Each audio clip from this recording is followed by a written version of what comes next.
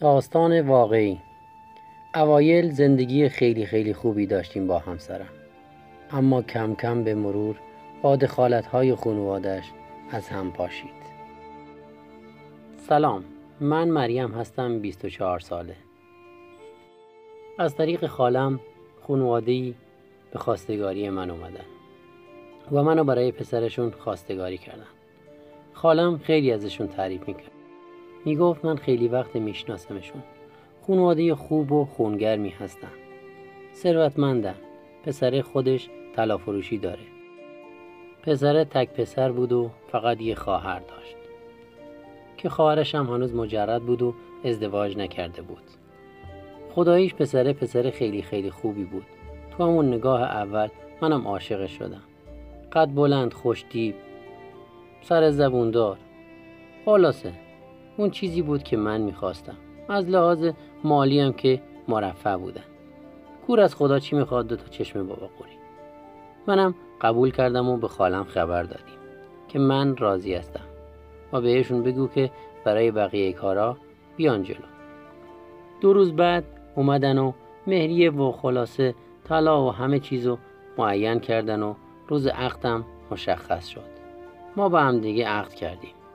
2 ماه بعد از عقدم با هم دیگه عروسی کردیم. مادره میگفت من خیلی دوست دارم زودتر عروسم بیاد خونم.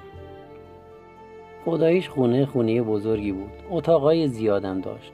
امکاناتش هم کامل بود. منم خب گفتم اول زندگیه. چه کاریه؟ اینام که جمعیتی ندارن.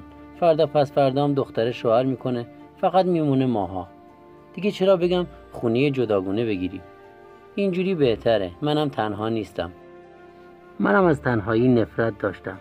تنهایی رو اصلا از بچگی دوست نداشتم. مادر بردیان میگفت من دوست دارم پسرم بغل دست خودم باشه، چون هیچ وقت ازم دور نبوده و طاقت دوریشون ندارم.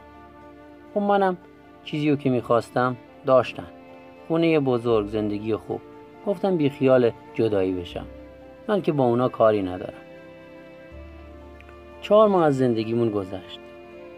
اوایل هیچ مشکلی با هم دیگه نداشتیم، یا شایدم من خیلی خوب بودم و چیزایی که باید میدیدم و نمیدیدم و به جزئیات زیاد توجه نمی کردم. اما رفته دیدم اصلا به من هیچ اهمیتی نمیدن.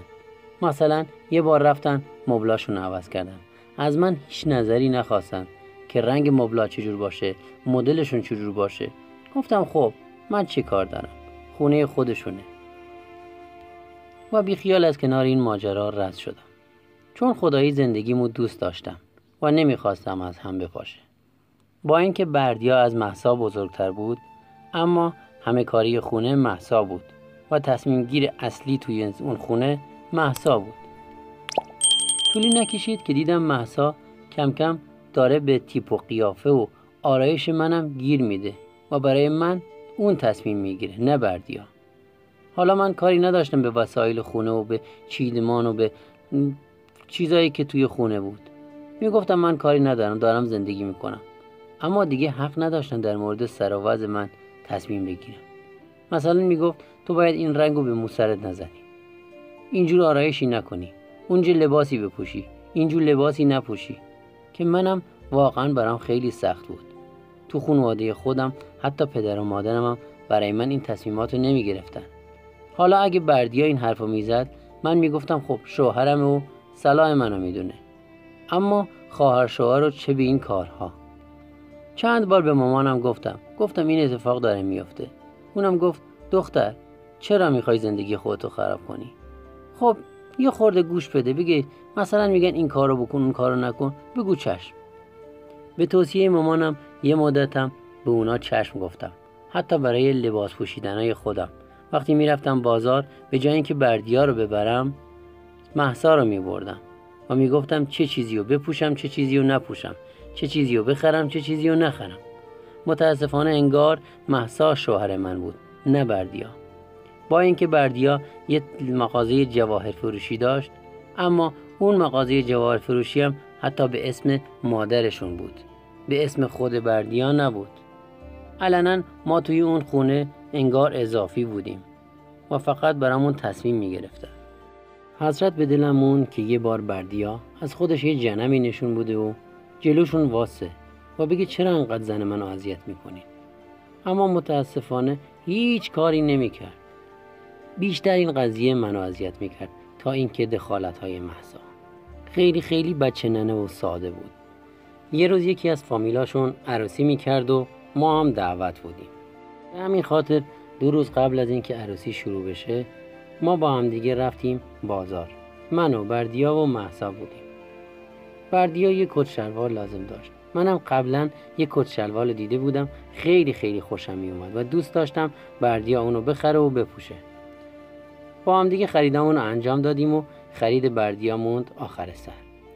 رفتیم توی مغازه کت شلوار فروشی. کت شلواری رو که من پسند کرده بودم و آوردم و گفتم اینو دوست دارم بخری بردیا. بردیام اونو به تنش کرد و با اینکه خیلی بهش می اومد، اما مهسا گفت نه اصلا بهت نمیاد، خیلی آمل شدی. با این حرفش واقعا خیلی ناراحت شدم. میدونستم که مهسا از لج من داره این حرفو میزنه، چون من اون کت شلوار رو شبیهشو تن یکی از هنرپیشه‌های خارجی دیده بودم. مگه میشه هنرپیشه خارجی هم آمل بود؟ بردیا هم بدون اینکه به سلیقه من احترام بذاره سری رفت کت شلوار رو در آورد و اونی که مهسا بهش گفته بود زیباست اونو پوشید و پولش رو حساب کردن و اومدن خونه. منم دیگه هیچی نگفتم، همش تو خودم بودم و ناراحت بودم.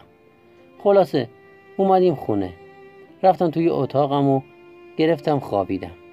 اما قبلش خیلی هم گریه کردم، ناراحت بودم. میگفتم اگه برم خونم مامان دوباره نصیحتاش شروع میشه که این کارو نکن اون کارو نکن، خانواده خوبی هن، کم کم درست میشه، دختر شوهر میکنه میره خونه خودشون. اما من این دختر رو که میدیدم تا عمر داشت شوهر نمیکرد، یه افریته‌ای بود برای خودش. خلاصه از توی اتاقم تا شب بیرون نیومدم. شب که بردیا از سر کار برگشت اومد توی اتاق، گفت یعنی تو از ظهر تا حالا توی اون اتاقی؟ گفتم آره، بیام توی حال که چیکار کنم؟ چشم به اون خواهرت بیفته؟ گفت اوه، هوای دهنتو داشته باش، داری در مورد خواهرم صحبت میکنی ها. گفتم چرا زوری اون کارو کردی؟ من از اون کت شلوار خوشم میومد. یعنی نظر من برات اصلا مهم نبود؟ همین که مهسا گفت خوب نیست درش آوردی و اونی که اون گفت و خریدی؟ مثلا من زنتم ها. هنوز حرفم تموم نشده بود که یهو در باز شد و مهسا اومد تو. گفت چه غلطی داری میکنی تو؟ میخوای بین ما رو به هم بزنی؟ من و این خواهر برادریم، تا حالا هیچ مشکلی با هم دیگه نداشتیم، اما تو میخوای بینمون رو شکراب کنی؟ دختره بیشعور فالگوش واساده بود، چیزی که من اصلا از این کار خوشم نمیومد. منم طاقتم داغ شد و بلند شدم و گفتم تو غلط کردی پشت در گوش وامیسی. بهت ادب نشون ندادن؟ شعورم خوب چیزیه. وقتی یه زن و شوهر دارن با هم دیگه 2 کلمه اختلاط میکنن چرا باید فالگوش واسی؟ که دیدم مهسا اومد سمتم و یه کشیده خوابون توی گوشم. گفت خودت غلط کردی، یه بار دیگه از این حرفا بزنی از این پنجره میندازمت پایین. خلاصه صدامون بالا گرفت. مادر و پدر بردیا اومدن بالا، گفتن چه خبرتونه؟ چرا انقدر سر و صدا میکنین؟ الان کوچه رو میریزین رو سرمون. با اینکه مهسا زده بود توی گوش من، اما 2 قرت و نیمش هم باقی بود. صداشو انداخته بود توی سرش و همش داد و هوار میکشید که دختره داره بهم توهین میکنه و پررویی میکنه و بیادبی میکنه و انگار کار خودش خیلی باادبانه بود. منم حقیقت دیگه واناس زدم، بیشتر به خاطر اینکه بردیا هیچ کاری نکرد و حتی یه دست خواهرش هم نگرفت که نزنه توی گوشم. سری لباسمو جمع کردم و اومدم خونه بابا. تصمیممو گرفته بودم و دیگه نمیخواستم به اون خونه برگردم. اون شد اولین و آخرین قهر من. بعد از اون ماجرا چندین بار اومدن دنبالم، اما من دیگه نخواستم باهاش زندگی کنم و رفتم و طلاقمو ازش گرفتم. خب دوستای گلم، اینم یه داستان زندگی دیگه بود. امیدوارم که پسند کرده باشین. لطفاً برای دلگرمی و حمایت از ما کانال ما رو سابسکرایب کنین و نظرات و پیشنهادات خودتون رو برای ما بنویسین و خوشحال میشم که ما رو لایک کنین و ویدیوهای ما رو با دوستانتون به اشتراک بگذارین. ممنون و متشکرم.